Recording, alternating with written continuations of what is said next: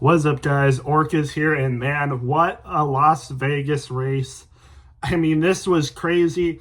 As you've seen by the title, Joey Logano wins this race. Man, the Joey Logano even year jinx is freaking real, man. I don't know how he does it.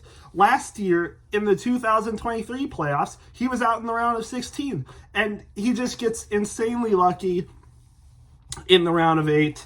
Bowman had him beat, Reddick had him beat, but then at the very last minute, Bowman gets DQ'd and Joey Logano's in the round of 8. And in the first round of 8 race, Joey Logano wins and is in the championship 4 just like every other even year. I don't know what it is. I don't know how he does it. I don't know what pact he signed, but I don't know how he does it. It's crazy. I don't know what he does, what he did, but the even year Logano jinx is real. He's in the Final Four again, and frankly, I wouldn't be surprised if he wins the championship 4, to be honest. I mean, you're going to have people like Christopher Bell possibly in there. William Byron looks good to make the championship 4, maybe even Larson, I don't know. But it's possible someone that's outside of the Final Four cut line somehow wins again.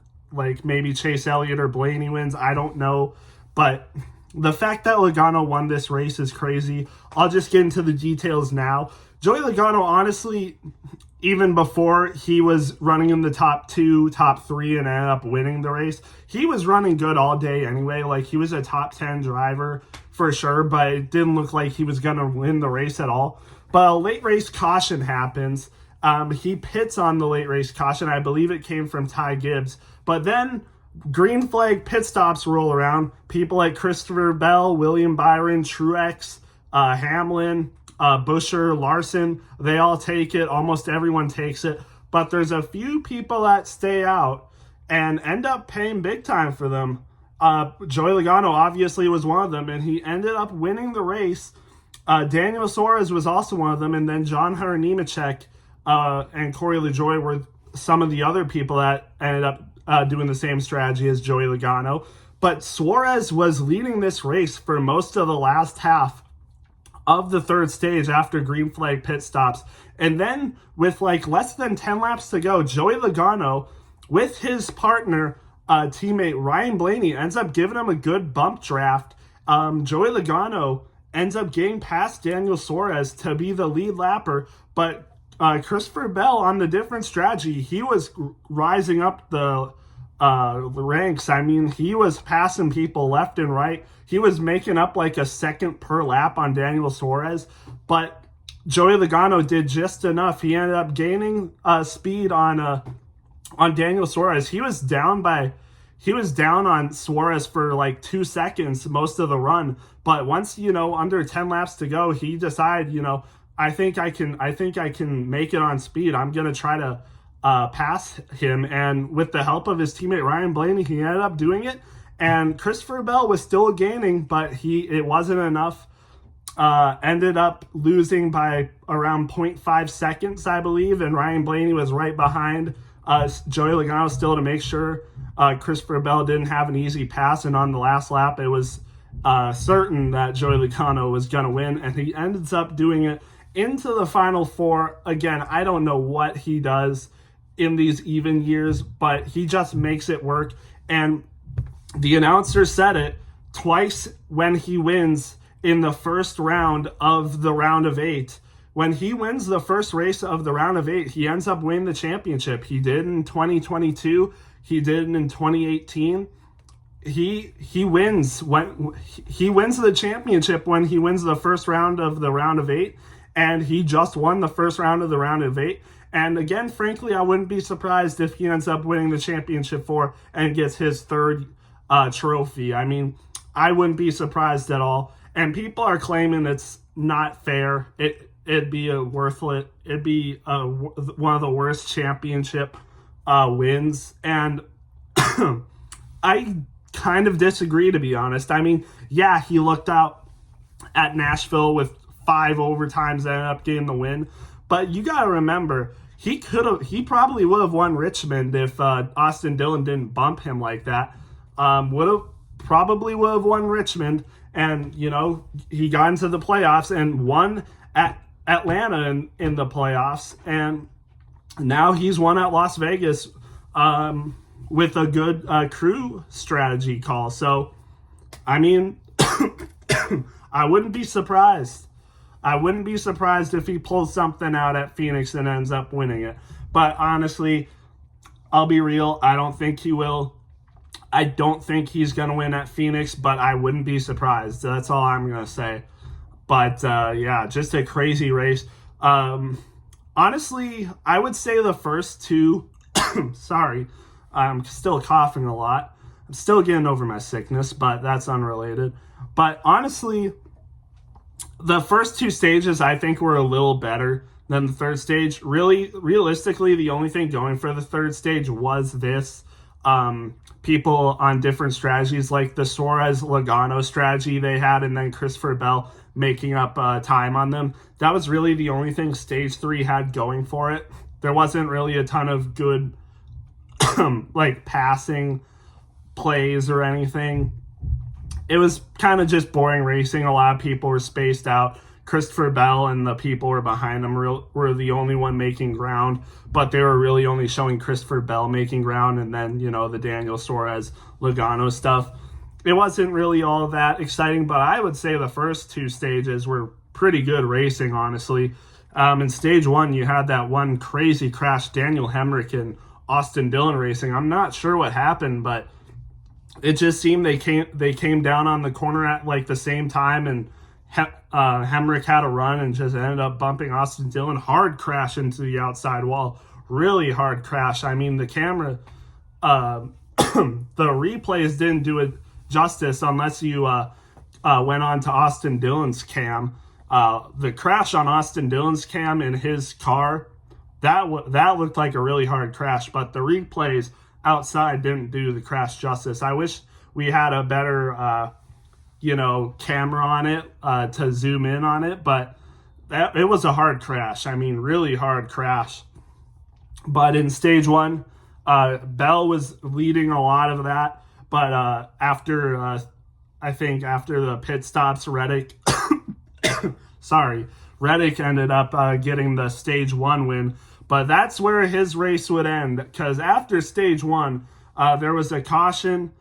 After the first restart, there was a caution. I can't remember what for, but after that, you had a crazy crash. I mean, you had Reddick, Chase Elliott, and Truex racing for position. Truex was racing a really good race today. He was a top 5 car for sure. Racing Chase Elliott for a position, and it just seemed like they were racing too tight.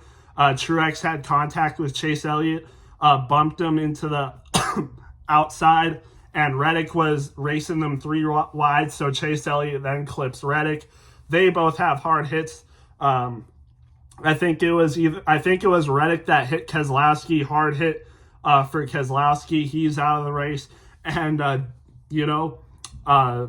Chase Elliott spinning out, hard contact as well, and Reddick freaking flips, dude. Another flip on a non-super speedway track. That's crazy. I mean, another flip on a non-super speedway track, Las Vegas, out of all tracks. I mean, we thought Corey LaJoie and Kyle Sieg's Michigan flips were crazy, but a flip at Las Vegas is, I think, even crazier. But you gotta know, Reddick was in the grass, and it kind of reminded me of the Ryan Preece flip when, he's in the grass, and then you have the pavement and then the grass after that. After you get out of the grass, the pavement really helps, the air displacement and stuff really helps lift the car, and LaJoie goes upside down and flips. Crazy wreck there. And I'm pretty sure that wasn't the end of it, because Keselowski ended up catching Ryan Blaney, and he ended up having damage. There was a lot of playoff troubles. There was a lot of playoff car troubles today. I mean, you had, obviously, Tyler Reddick, Chase Elliott were involved in that. Even Ryan Blaney was involved in that. And Denny Hamlin and Kyle Larson just seemed to not have great cars today. I know they ended up finishing inside the top 20,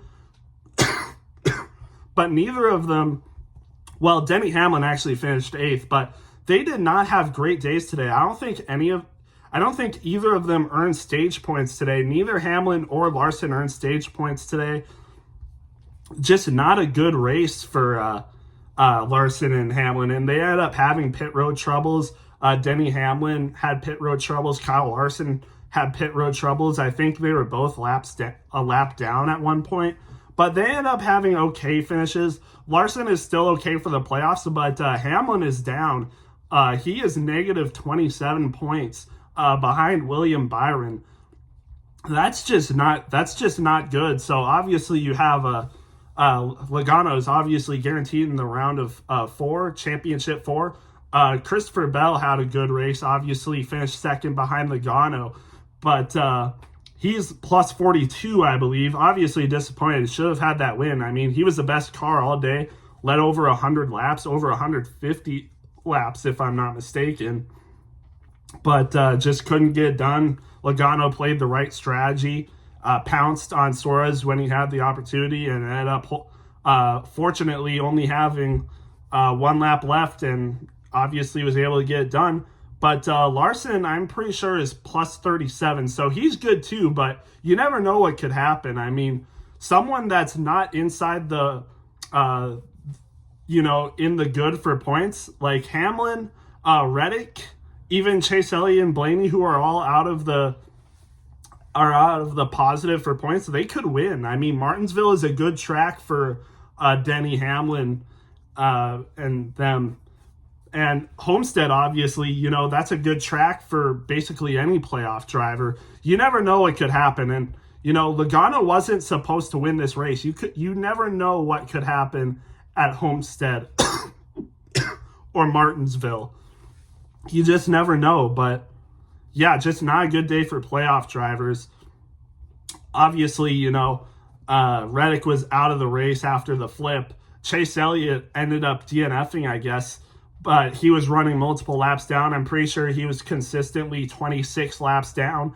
Ryan Blaney was like 6 laps down or something like that. So Ryan Blaney ended up finishing 32nd, Chase Elliott 33rd, and Tyler Reddick 35th. Not good days. I'm pretty sure Ryan Blaney and Chase Elliott are both like minus 30 off of obviously William Byron. They're both like minus 30 something off of William Byron. So I think they need to win, because I don't think William Byron, Christopher Bell, or Kyle Larson are going to have that bad of chokes unless they actually do DNF these next 2 races. I don't think Tyler Reddick, well, maybe Tyler Reddick could get in, but it's going to be hard even for him, because I'm pretty sure he's under Denny Hamlin in points, and Denny Hamlin is minus 27, so it's going to take even more for Tyler Reddick. So it's going to be hard for them, but I think they're going to need to win. I don't think they can make it in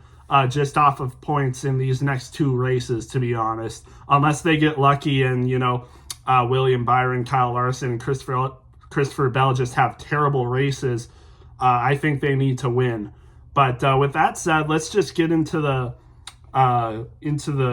standings, or I guess where the drivers finished. I mean, obviously, Logano, Bell, Suarez finished 1, 2, 3. Suarez, great race for him. I mean, if he was still in the playoffs, this would be a great race for Suarez. Unfortunately not, though.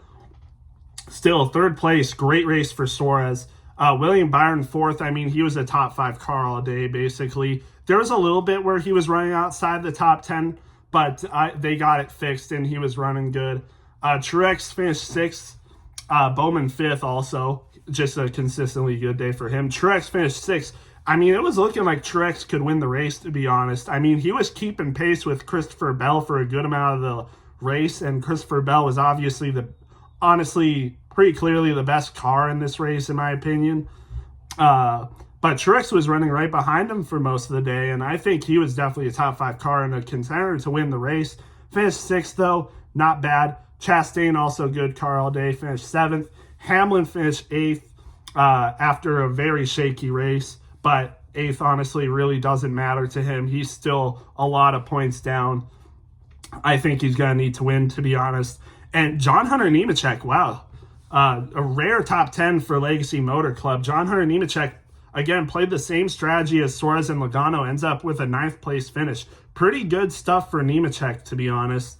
Yeah, he was running like 3rd and 4th for a good amount of stage 3. Obviously, you know, the people that did the different strategy caught him for most of it. Most people, different strategy, caught him. So still, though, 9th place finish is good. Chris Buescher obviously also had a good race today, finishes 10th. Larson 11th, obviously, like I said. Then you have Corey LaJoie actually finishes 14th, so pretty good. I think he, again, like I said, he's on the same strategy as Logano, so 14th, not terrible.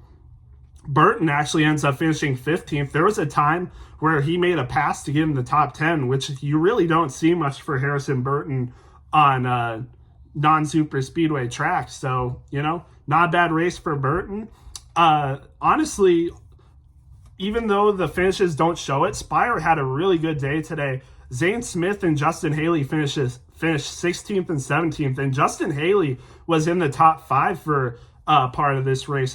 Off of speed alone, running the same strategies as a lot of the other people. So he was running a good race. I think he got a little too aggressive and, you know, ended up having a problem and ended up getting passed by a good amount of people. But still, 17th, not bad for Justin Haley. Really decent race for him, in my opinion. Just the finish didn't really show for what he had early. But not bad.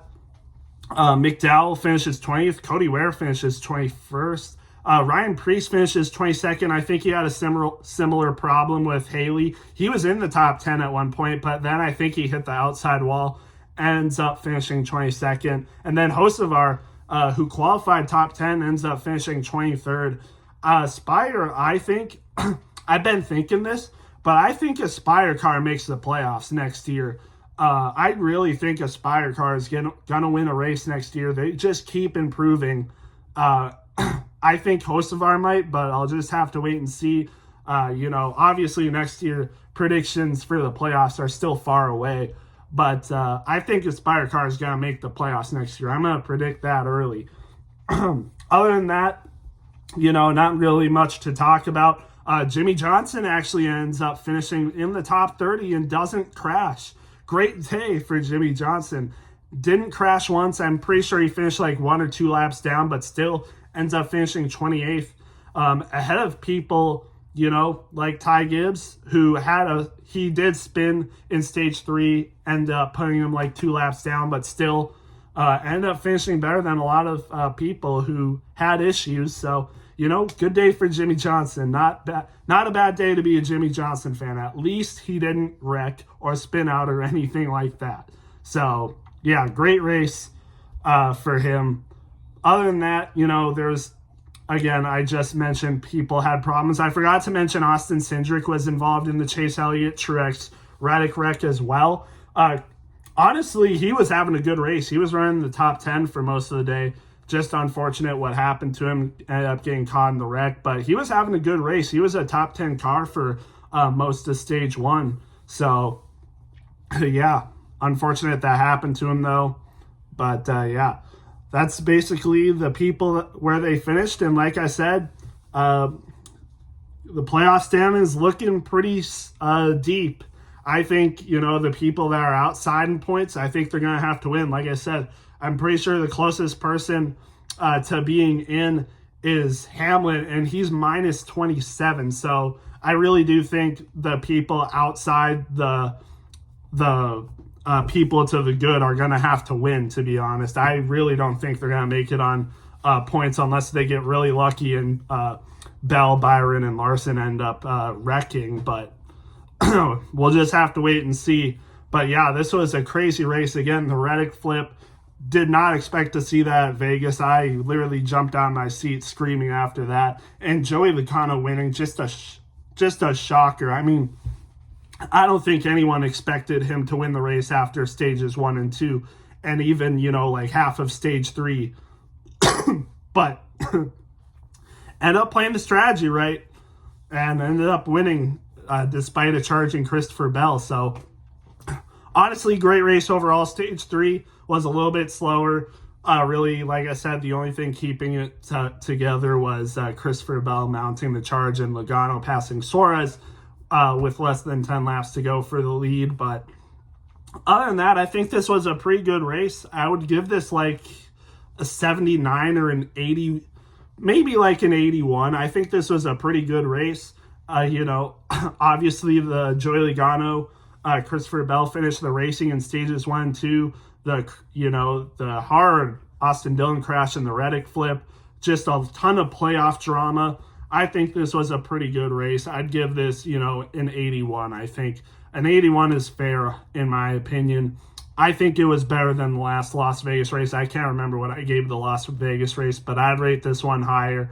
But other than that, this was quite an entertaining day, to be honest. We got Homestead next week. That should be fun. But other than that, yeah, we'll see you guys in the next one.